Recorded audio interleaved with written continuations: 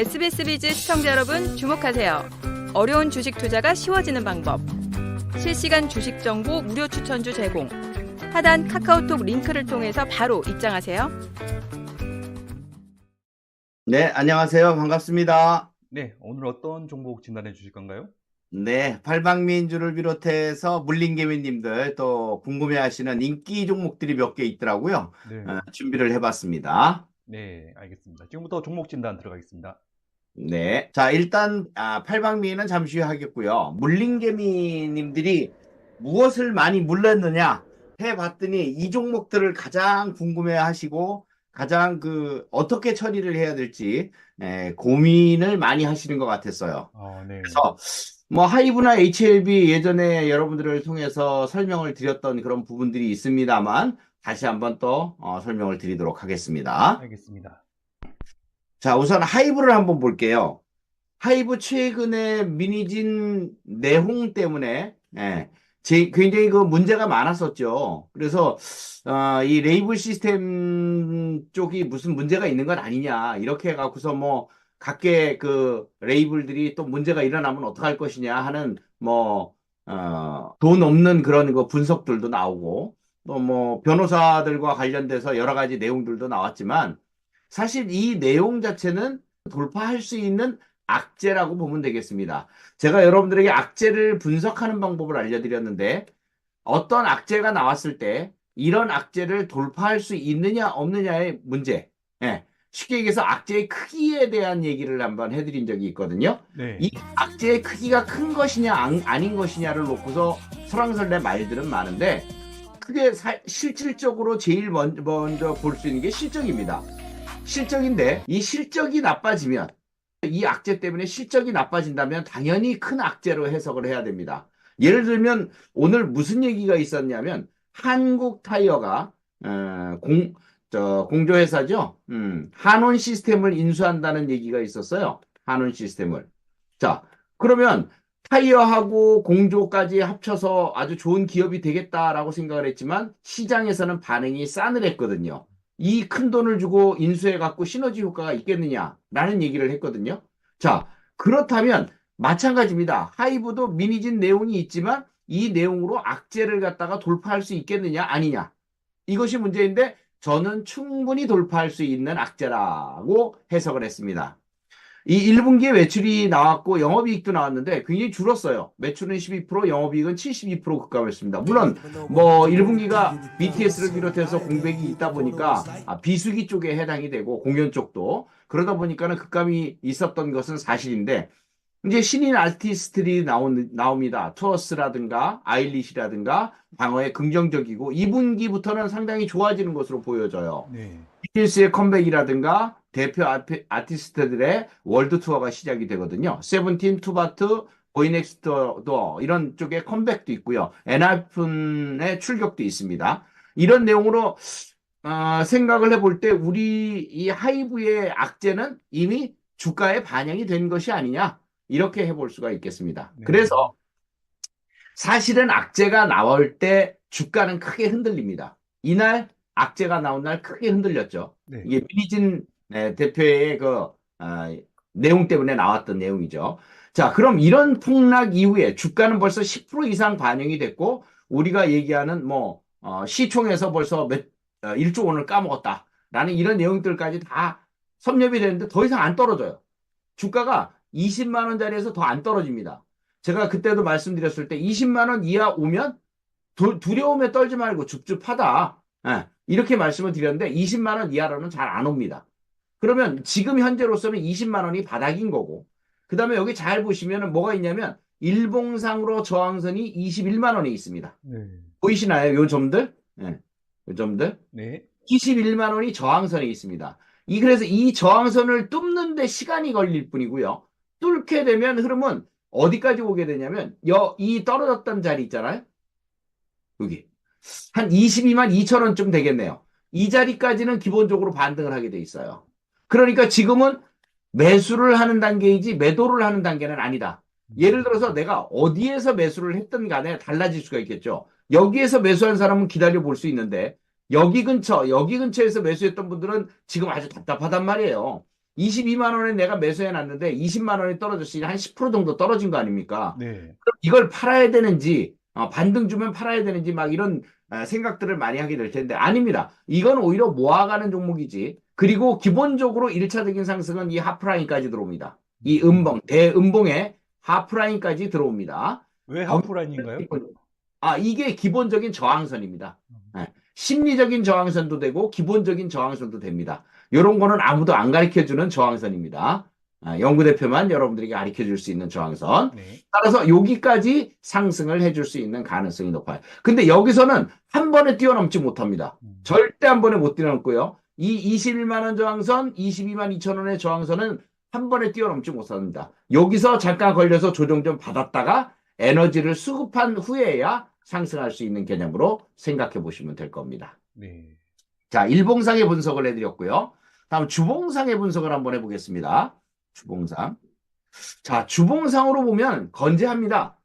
이 고점부터 떨어진 그 4단계 하락 이후에 대세 상승을 가는 종목이었거든요. 네. 대세 상승을 가는 종목이 눌림 목조 등에 별도로 갈 수 있는 라인이었는데 여기서 쌍바닥을 만들고 다시 한번 에너지를 추스리고 있는 그런 과정이었던 상황에서 문제가 발단을 한 거죠. 지금 이 충분한 에너지의 지지라인이라고 할 수 있는 주봉상에 나타난 지지라인입니다. 여기가 20만 원 바로 아래선에 이제 형성이 되고 있는데 이런 지지선은 여기로 넘어오면 여기에도 있습니다. 보이시나요? 네. 이 선과 이 선이 일치한다는 것을 느끼시면 될 것 같아요. 요 선과 요 선이 일치한다는 걸 느끼시면 될 것 같아요. 왜냐면 이 선만 내려갔다면 지지력이 강해지는 건 과거에는 이 선이 되겠지만 이제 몇 번의 저점을 확인하고 나서 여기까지 왔다면 이제는 이 지지선보다는 A라는 지지선보다는 B라는 지지선이 더 설득력이 있다는 얘기죠. 그래서 이 지지선을 밑바탕으로 해서 상승할 수 있는 배경은 가지고 있다. 그러면 다시 한번 말씀드리면 저항은 어디에 있을까요? 과거에 거기가 저항선이었는데요, 20만 원. 그렇죠. 이게 과거에는 저항선이었을 거고 이 이후에는 여기에 보면은 25만 선은 있어요. 요거 보이십니까 여기? 네. 떨어지기 바로 직전에 만들어놨던 25만 원 선. 여기가 돌파 자리입니다. 그러면 하이브가 본격적으로 상승할 수 있는 자리는 25만 원을 돌파하면 본격적으로 상승한다. 즉 쉽게 얘기해서 여기 있는 주봉상의 주봉고돌이라고 하죠.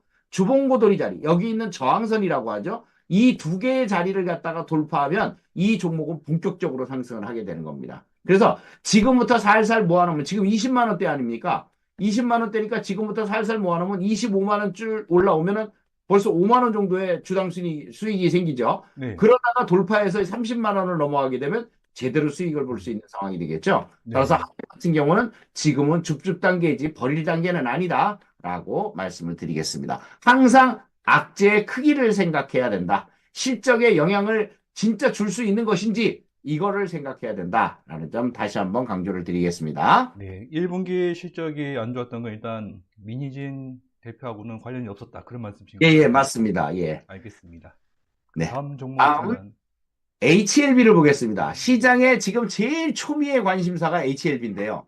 왜냐면 리보세라닙의 간암 치료제를 FDA 승인이 바로 임박해 있습니다. 바로 언제냐면 16일입니다. 16일. 5월 16일. 그러면 5월 16일 날 이게 되는 거야, 안 되는 거야? 놓고 굉장히 설왕설래 말들이 많습니다. 물론 여기서는 항서제약에서 이미 임상실험을 한 데이터들이 굉장히 많습니다. 병용요법이나 뭐 다른 거하고 같이 합쳐서 하는 병용요법이죠. 병용요법을 비롯해서 많은 것을 테스트해 봤어요. 그래서 좋은 결과를 가지고 있거든요. 네. 그래서 승인이 될 거다라는 기대감이 있습니다. 그러면 한번 생각해 보십시오. 승인 기대감이 있으면 주가는 올라가야 되는 거 아니겠습니까? 그런데 안 올라가고 있어요. 그럼 여기서 뭔가 다른 것들을 여러분들이 생각을 한번 해봐야 되지 않을까 해서 짚어보고자 또 HLB를 설명을 드립니다. 자, 여러분들에게 이렇게 하고 싶어요. HLB를 가지고 있는 분들에게는 희망을 드리고 싶습니다. 저는. 우리나라도 FDA 승인을 이 벽을 넘어서 이 리보세라닙이 간암 치료제로서 승인을 좀 받았으면 좋겠습니다. 솔직히. 네. 그런데 받았으면 좋겠는데 만약 못 받는 경우도 생각을 해보자 이거죠. 양단 중에 야 받는다. 쪽에 올인을 할 수는 없는 거잖아요. 못 받는 경우도 생각을 해야 되니까.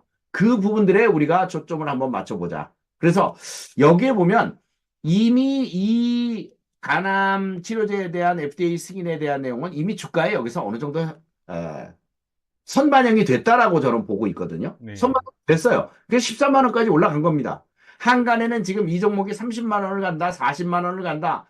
FDA 승인만 받으면 그렇게 될 거다. 이런 얘기들이 나오고 있는데 제가 볼 때는 이게 그 조금 꿈의 데이터가 아닌가. 쉽게 얘기해서 목표치가 아닌가. 이렇게 생각합니다. 너무 높게 잡을 필요도 없겠고요. 호황될 필요도 없을 것 같습니다. 사실주의로 입각해서 보시면 될 것 같아요. 자, 되느냐? 안 되느냐? 에? FDA 승인이 되느냐 안 되느냐? 이건 누구도 몰라요. FDA 관계자들도 모릅니다, 사실은. 그러니 그 주변에서 이제 과학자들과 이걸 실험했던 과학자들이 저보다 다 될 거다라는 얘기들을 하지만 그래서 쓴 고배를 맞았던 경우의 수들이 너무나 많거든요. 네. 그 수들이. 따라서 그런 내용들도 생각을 해보자. 다만 일봉상으로는 이미 주가에 어느 정도 선반영이 됐다라는 점도 생각을 해보자. 네. 패턴상으로 볼 때 네.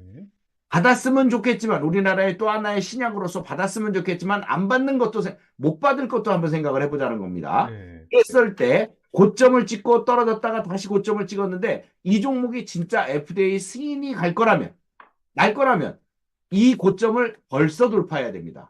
왜냐하면 이유는 오늘이 7일입니다. 오늘이 7일인데 16일 날 발표가 되면 딱 10일 정도 남아 있습니다. 네. 10일 정도 남은 주식이 만약 그것이 될 거다라고 판단하면 이거는 벌써 올라가야 됩니다. 근데 올라가질 못하고 있죠. 올라가는데 계속 매물 압박을 받고 있죠. 그러다면 여기 보시면은 이 날짜가 일주일 이상 2주일 동안 이러고 있습니다. 못 올라갑니다. 물론 여기서 저항이 생겼으니까 당연히 그러겠지만 저항이 생겨서 그러겠지만 혹시나 다른 생각? 쉽게 얘기해서 승인이 안 나면 어떠나 하는 그런 두려움에 움직임도 있었다라고 판단이 됩니다. 네. 그러면 이틀 동안 하락한 것이 그리고 오늘 7일 날 반등을 주다가도 실패한 것이 그것이라고 볼 수 있어요. 그렇다면 여기서는 조금 몸살이는 게 좋겠다 이거지. 추격 매수는 안 되는 거고 이거는 자리 자체가 벌써 너무 많이 올라갔기 때문에 지금 여기서 신규 매수로 야 FDA 승인 난다더라 해갖고 추격 매수는 신규 승인 난다고 하더라 해갖고서 추격 매수를 한다는 것은 이거는 안 되고 보유한 자들의 영역인데 보유한 자들도 가격이 싸다면 버틸 수 있지만 가격이 안 싼 분들 좀 쉽게 얘기해서 이 구간에서 매수한 분들 있죠. 이 구간에서 매수한 분들 네. 이 재료를 보고 이분들은 조심을 해줘야 될 것 같아요. 이분들은 조심. 왜냐하면 제가 조금 이따가 보여드릴 주봉에서 쌍봉의 의미가 보여집니다. 여기서 일봉상으로 보면 이렇게밖에 안 보이니까 쌍봉인지 뭐 잘 몰라요. 네. 박스권의 논리이기 때문에 박스권만 안 깨지면 잘 버티면 좋겠다라는 판단이에요. 근데 만약에 이 박스권이 깨지면 어떻게 해야 되냐? 쌍봉의 흐름을 만들어낼 가능성이 주봉상으로 높아져요. 네. 다시 한번 보시죠. 여기가 뭐라고요? 박스권. 이 박스권을 만들다가 이게 깨지면 어떻게 된다? 결국 탄력이 떨어지면서 매물이 여기 있던 매물들이 쌓이면서 쉽게 올라가지 못하는 상황이 된다. 그러면 FDA 승인이라는 확실한 그 데이터가 없으면 결국 돌파는 못하는 상황이 생길 수 있다라고 가정을 해보자 이거죠. 네. 그러면 여기서 다음 주봉을 한번 보도록 하겠습니다.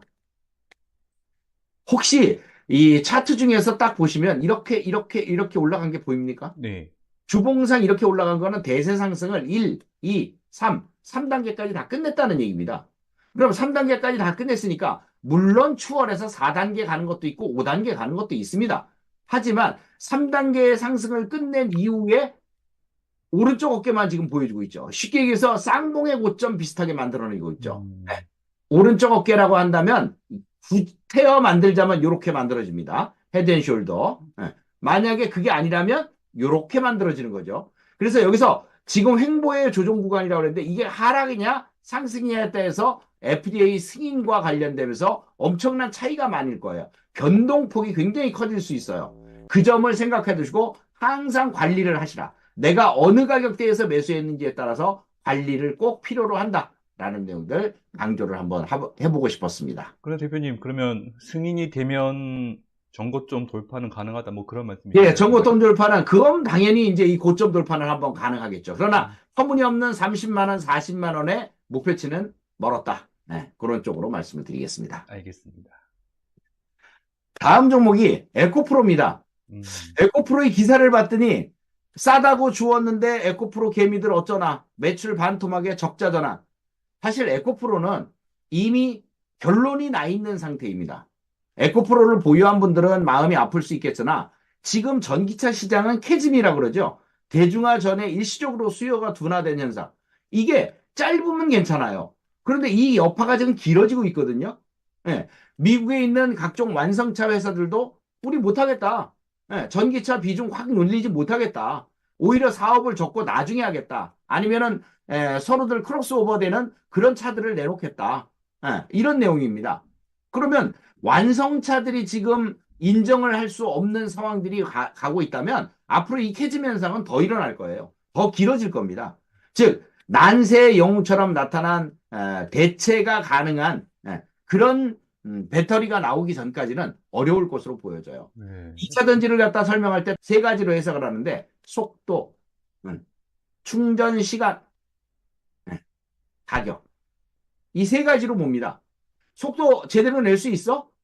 충전 속도 제대로 가질 수 있어? 그 다음에 먼 거리를 달릴 수 있어? 그 다음에 가격은 싸질 수 있어? 지금 내연기관 차들과 비교했을 때 손색 없을 수 있니? 이런 것들을 물어보는 거거든요.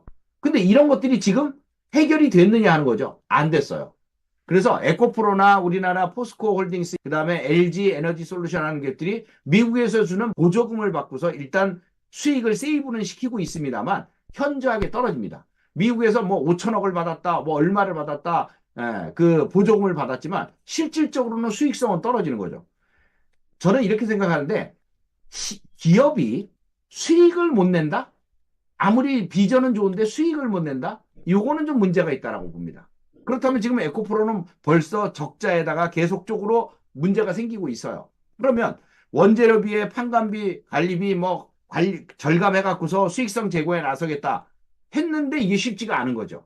쉽지가 않은 거죠. 그렇다면 결국 떨어질 수밖에 없는 모든 조건을 갖추지 않았느냐라고 보는 겁니다. 제가 에코프로를 가진 분들을 미워해서가 아니고 에코프로를 미워해서도 아닙니다. 문제는 여기에 있습니다. 액면 분할을 단행했습니다. 여기 보시면 13만 원대의 고점을 찍은 이후로 떨어지고 액면 분할한다 그러니까 액면 분할의 효과가 여기까지밖에 없었습니다. 액면 분할의 효과예요, 이게. 네. 이렇게 올랐었는데 그 뒤에는 어떻게 돼요? 바로 떨어집니다. 액면 분할한다 그러니까 2주 전부터 떨어지기 시작해서 여기까지 떨어집니다. 근데 액면 분할을 막상 했어요. 네? 막상 했어. 막상 했는데 어떻게 되냐? 계속 떨어지기만 해. 반등다운 반등은 별로 없어. 그럼 오늘까지 10만 500원이 됐는데 10만 원 선이 뭐하냐면 심리적인 지지선입니다. 심리적 지지선. 그러다 보니까 10만 원은 지켜주고 있는 거예요. 근데 이 에코프로는 말했다시피 액면 분할한 기업들 있죠. 액면 분할한 기업들을 보면 최소 6개월, 길게는 1년 간 바닥을 기입니다. 그러면 이 중에서 특별하게 올라오는 종목이 있어요. 액면 분할을 해놓고서도, 액면 분할을 해놓고 나서도 올라오는 종목이 있는데 10종목에 하나 될까 말까? 100종목에 하나 될까 말까? 굉장히 특이한 케이스입니다. 그거 외에는 액면 분할을 하면 다 떨어집니다. 그러면 여기가 지금 떨어짐에 어느 정도 저점이냐라고 해석을 할 때 아닙니다. 저점이 아닙니다. 10만 원 선이 저점이 아니라는 거죠. 10만 원이라는 심리적인 지지선 때문에 지금 안 떨어지고 있는 거지 이거 깨지면 또 순식간에 더 아래로 내려갑니다. 따라서 에코프로를 가지고 있는 분들에 대한 대응책은 어디서 매수를 했건 간에 일단 좀 정리, 일단 좀 비중을 좀 줄이거나 마음이 아프면 비중이라도 좀 줄이고 예를 들어서 100주를 가지고 있어 50주라도 줄여놓으라 이거죠. 그리고 다음 기회를 보시면 됩니다.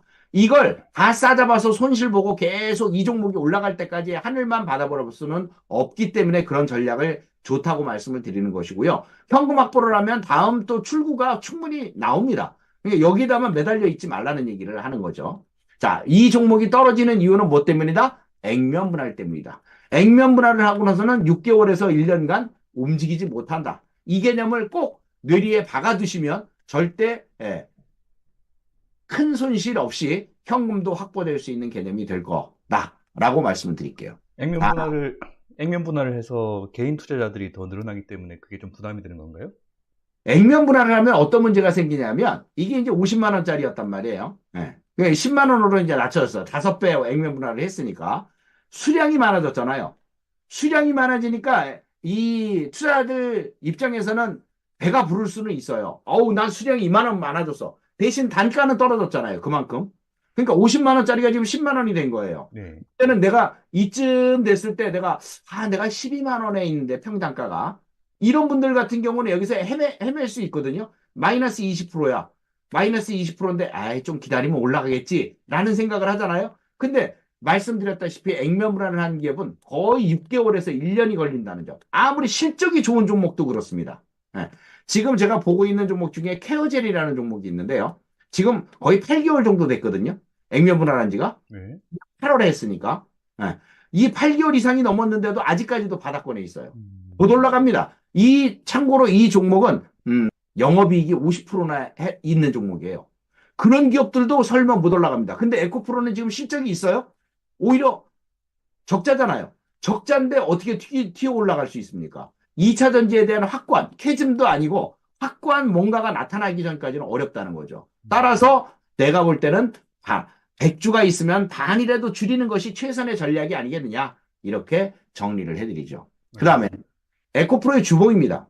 제가 지난번에 한번 말씀드릴 때 에코프로는 무엇이 문제다라고 말씀드렸냐면 10만 원짜리 주식이 150만 원까지 올라갔습니다. 여기 30만 원이 됐으니까 액면분할 전의 가격은 150만 원이었습니다.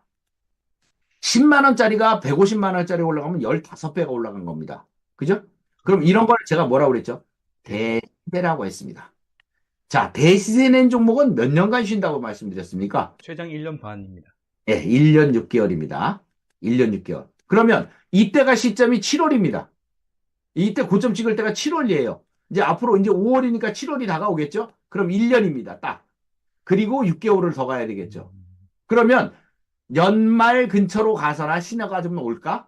이런 개념으로 생각하시면 맞습니다. 이거 공식이에요. 대시세를 낸 종목.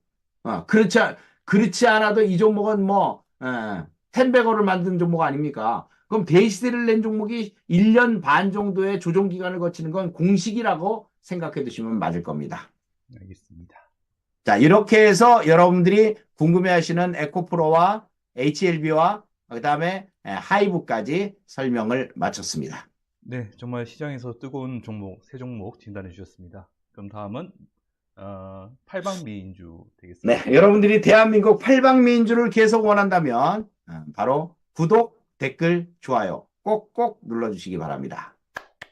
팔방미인 5번째 시간이 되겠습니다. 5번째 시간.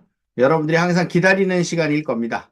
야, 이번에는 낙폭이 과대됐는데 그 바닥권에서 움직이는 종목들을 좀 살펴보기로 하겠습니다. 네. 그래서 두 종목을 골랐는데요.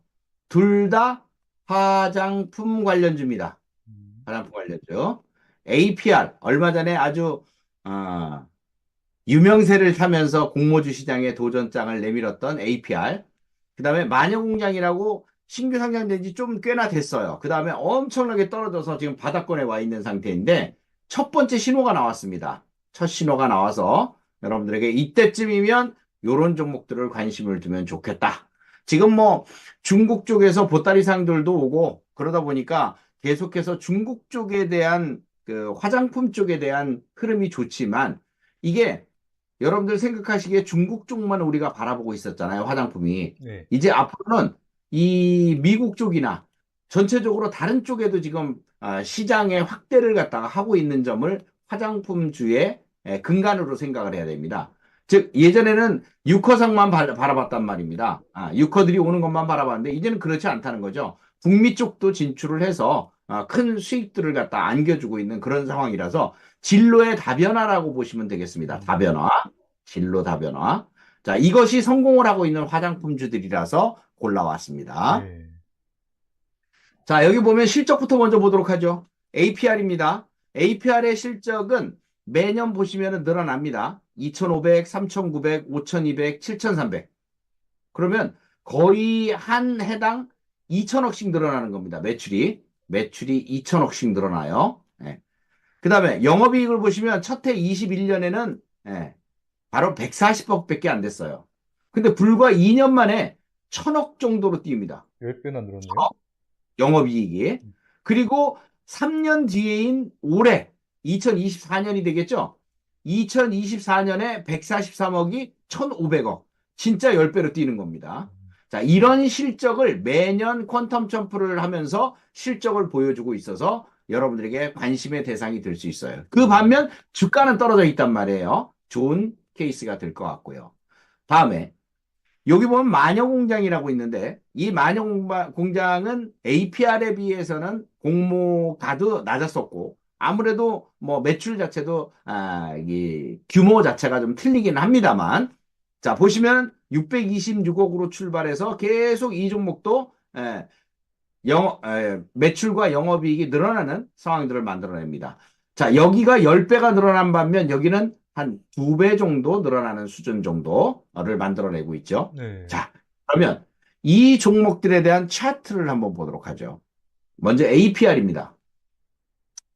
이 종목의 그 APR의 공모가가 25만 원, 오. 25만 원이었습니다. 25만 원으로 공모가를 출발을 했는데 사실 25만 원 하면 우리 왜 따상 그러면서 여러 가지 얘기들이 많이 나오잖아요. 네. 근데 그렇게 못하고 46만 7천 원이 고점이었습니다.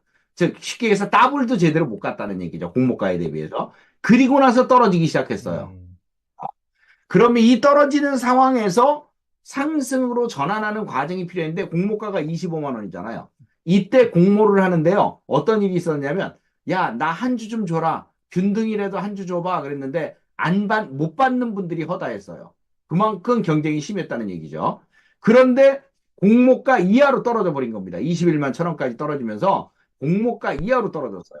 그래서 여기서부터 이제 줍줍을 시작을 하긴 했는데 지금도 늦지 않았다라고 판단이 됩니다. 네, 지금도 늦지 않았고 지금 거기 여기 있는 이 저항선 보이죠? 이 선을 하나 그어놨는데 여기가 저항선이에요, 지금. 네. 이 저항선까지 딱 올라오고 지금 조정을 보이고 있어요. 이 조정 구간이 여러분들에게 매수할 수 있는 자리라고 보여지는 겁니다. 즉, 쉽게 해서 실적이 150억에 있다가 1,500억이 된다면 이거는 영업이익 자체가 이렇게 된다면 10배 정도 이렇게 뻥튀기가 된다면 앞으로도 여러분들이 계속 눈여겨보셔야 되는 종목이기 때문에 말씀을 드리는 것이고요. 자, 신규 상장 종목이라 좀 볼 게 있습니다. 일단 수급부터 먼저 보도록 하죠. 자, 누가 매수를 해주고 있나요? 기관, 외국인, 연기금, 사모펀드. 사자가 모두 다 매수를 하고 있습니다. 외국인 기관, 특히나 기관이 압도적으로 매수 중이고요. 그 다음에 그 중에 연기금들이 일주일 이상 엄청난 매수를 해주고 있어요. 사모펀드는 꾸준히 조금씩 매수를 했고요. 자, 그래서 이 수급이 좋고요. APR은. 그 다음에 여기를 보시면 반드시 신규 종목은 확약 물량을 체크하셔야 됩니다. 앞으로 얼마나 물량이 더 나오는지. 근데 상장 후에 보면 15일 차에 0.04%, 1개월 후에 12%, 2개월 후에 11.64%, 4월 27일이 2개월이 지나는 의미였으니까 큰 물량들은 다 지나갔다는 얘기예요. 12%, 12%짜리 이런 것들은 다 지나갔다는 얘기예요. 그럼 3개월 후에 확약 물량은 0.5%, 6개월 후에 확약 물량은 6.75%니까 이제 이 2개월은 지났고 6개월이 올라오면 아직 멀었고 1년 후에는 1%. 그러니까 큰 물량이 없다는 얘기죠. 자, 확약 물량이 없다는 얘기는 보혜수 물량이 없다는 얘기는 가뿐하게 주가가 움직일 수 있는 그런 개념이 될 것이다 보여지는 거죠. 그래서 매매 전략을 여기다 써놨습니다. 적정 매수가 30만 원에서 27만 원 사이. 목표치 32만 5천 원에서 35만 원까지 1차, 2차는 40만 원까지 손절 25만 원 잡아드립니다. 궁금한 거 질문하세요. 네, 죄송합니다. 그 6개월 6%면 좀 물량이 많은 편 아닌가요? 6개월 차에 이 확약 물량 1%요. 6%요. 6.75요. 6.75. 네네. 지금껏 나온 12% 물량 있죠, 이거. 네네. 2개월 후에 나오는 물량들이 벌써 12% 정도였었잖아요. 그 반 정도 되는 거죠. 그 물량들도 다 견뎠거든요. 그러니까 큰 물량이 나왔음에도 불구하고 큰 의미가 없었었다라는 얘기죠, 여기서. 보시면 이게 1개월 차의 물량이고 요게 2개월 차의 물량입니다. 12%씩 나온 물량인데 큰 의미가 없었죠, 이 자리에서. 네네. 맞죠? 그러면 6%에 나오는 물량도 큰 의미가 없다라고 그렇게 해석을 해주시면 될 것이다 라고 말씀드립니다. 알겠습니다. 자, 그러면 다시 한번 매매 전략에서 요 가격대 세이브 시켜 놓으시고요. 네. 같이 딱 찍어 놓으시면 될 것 같습니다. 다음에 마녀공장입니다. 마녀공장의 일봉입니다. 일봉. 아까 그 APR은 신규 상장한 지가 얼마 안 돼 갖고 주봉이 필요 없어서 주봉을 안 했고요. 네. 마녀공장의 일봉을 딱 보면은 여기 보이시죠? 이 박스권. 박스권 상단 부분을 돌파하는 데 성공을 했어요. 그죠? 여기 상단 부분 돌파하는 A라인이 보이죠? 네네. 성공을 했습니다. 그 다음에 여기 한번 보이시죠? B라인인데 B라인도 돌파에 성공을 했네. 이쪽 라인도 돌파에 성공을 했네. 그러면 다급하게 이날 이틀간 급등하면서 이 그동안의 수개월, 3, 4개월 동안 만들어놨던 라인대를 모두 다 돌파를 했다는 얘기입니다.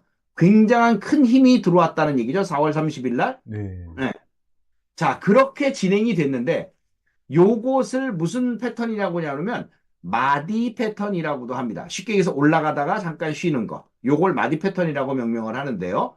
이 마디 패턴 쪽에 해당하는 종목이라서 여기서 여러분들이 잘 매수해 놓으면 더 좋은 수익률을 볼 수가 있어요. 또 하나는 여기에 포함되는 내용이 이날 장중에 쭉 끌어올려서 26,000원까지 가다 떨어졌죠. 그럼 윗꼬리가 길어졌다는 얘기는 26,000원에 걸린 사람들, 25,000원에 걸린 사람들 많다는 얘기가 되겠죠. 네. 윗꼬리에서 쫓아서 추격 매수하다 걸린 사람들입니다.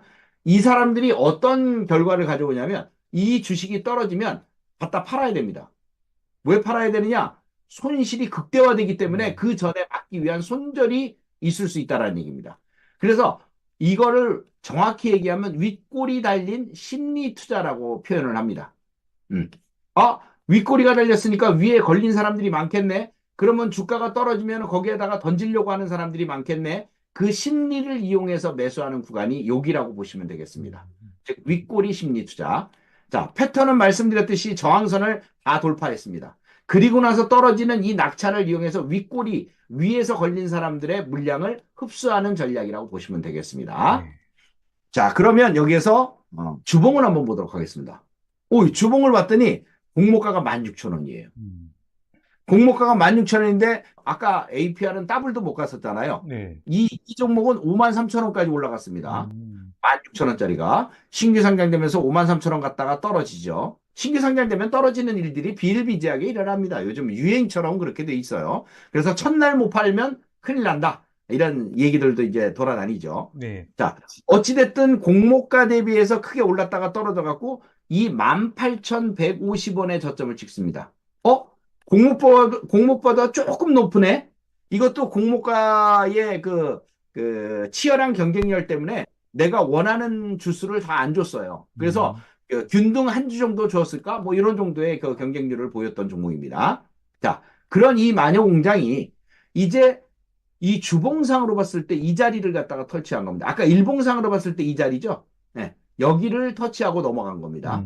그리고 윗꼬리가 조금 달린 상황이 생긴 거죠. 자, 그러면 제가 여기다가 A라는 라인과 B라는 라인을 설치를 했는데 여기다가 표시를 했는데 이게 바로 목표치입니다. 여기 라인이죠.